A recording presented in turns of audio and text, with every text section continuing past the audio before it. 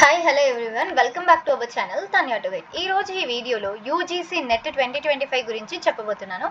Every year మనకి 2 times అయితే UGC net examination ఉంటుంది. 6 మంత్స్కి ఒకసారి 6 మంత్స్కి ఒకసారి.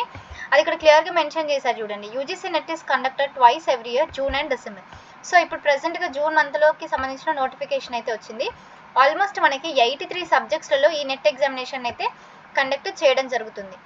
దీంట్లో మనం క్వాలిఫై కనుక అవుతే అసిస్టెంట్ ప్రొఫెసర్గా అండ్ అలాగే జేఆర్ఎఫ్ అంటే జూనియర్ రీసెర్చ్ ఫెలోషిప్గా మనము ఎలిజిబిలిటీ అవ్వడానికి అవకాశం ఉంటుందన్నమాట. సో క్వాలిఫై అయిన వాళ్ళు ఎట్లా సర్టిఫికేట్ డౌన్లోడ్ చేసుకోవాలనేది తర్వాత చూద్దాము. ఫస్ట్ అయితే ఎట్లా రిజిస్ట్రేషన్ చేసుకోవాలనేది చూపిస్తాను చూడండి.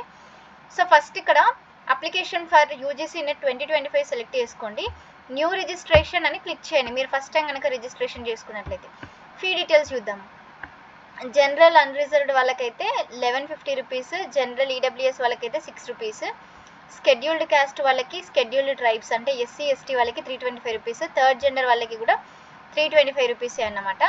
నెక్స్ట్ ఫోటో సిగ్నేచర్ అండ్ అలాగే మీ ఆధార్ కార్డు కానివ్వండి, ఏదైనా ఒక వ్యాలిడ్ ఐడి ప్రూఫ్ కంపల్సరీగా అయితే ఇక్కడ ఉండాలి. I have downloaded the information click చేసి క్లిక్ హియర్ టు ప్రొసీడ్ దగ్గర క్లిక్ చేయండి. సో ఇక్కడ క్లిక్ చేసిన తర్వాత మిమ్మల్ని కంపల్సరీగా dear candidate kindly provide your Aadhaar identity proof, do not use your parents or relative identity అని అన్నారు. సో ఆధార్ ఐడెంటిటీ తోటే లాగిన్ చేసుకోండి.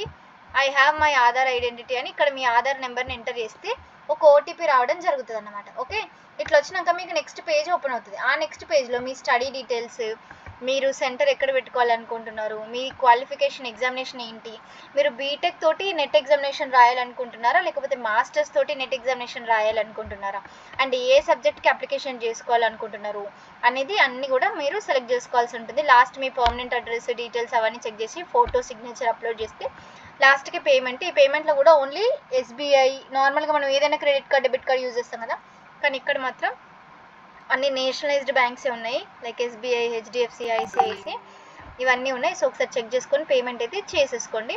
నెట్ ఎగ్జామినేషన్ క్వాలిఫై అసిస్టెంట్ ప్రొఫెసర్గా కానీ పిహెచ్డి చేసేటి వాళ్ళకి కానీ మినిమం 30,000 అయితే ఉండడం జరుగుతుంది. సో పీజీ వల్ల చాలా అడ్వాంటేజెస్ అయితే ఉంటాయి. అండ్ ఈ ఎగ్జామినేషన్ కూడా కొంచెం హార్డ్గానే ఉంటుంది. కంపల్సరీగా ప్రిపరేషన్ చేసుకొని ప్రిపేర్ అయితే అవ్వండి. Thank you.